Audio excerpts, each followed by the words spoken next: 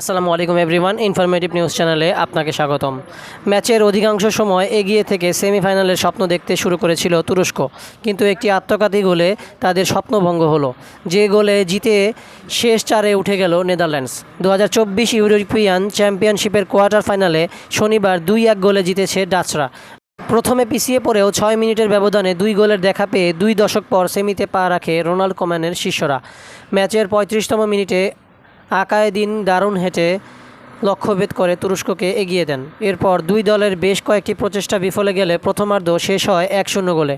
দ্বিতীয়ার্ধে শুরুতেই সমতায় ফিরতে পারত নেদারল্যান্ড, কিন্তু বার্জ উইনের জায়গায় বদলি নামে ওয়ে গোস্ট মাঠে নেমে 8 মিনিটের ব্যবধানে দুইটি মিস করেন। 65তম মিনিটে তুর্কি উইঙ্গার ইলদিজের শট দারুণভাবে রুখে দেন ডাচ গোলরক্ষক ভারব্রুগান।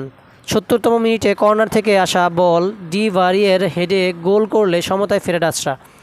5 মিনিট পর আত্মঘাতী গোল করে পিছিয়ে পড়ে তুরস্ক। ডেনজেল ডামফ্রিজের ডান প্রান্ত থেকে করা একটি ক্রস ক্লিয়ার করতে গিয়ে নিজেদের জালে পাঠিয়ে দেন। পিছিয়ে পড়ে অনেক চেষ্টা করেও আর ম্যাচে ফিরতে পারেনি তুরস্ক, ফলে জয় নিয়ে মাঠ ছাড়ে ডাচরা। আগামী বুধবার ডর্টমুন্ডের মাঠে ইংল্যান্ডের বিপক্ষে ফাইনালে ওঠার লড়াইয়ে নামবে নেদারল্যান্ডস। রাতের আরেক কোয়ার্টার ফাইনালে টাইব্রেকারে সুইজারল্যান্ডকে হারিয়ে শেষ চারে উঠেছে গ্যারেথ সাউথগেটের দল। সেমির অন্য দুই দল ফ্রান্স ও স্পেন।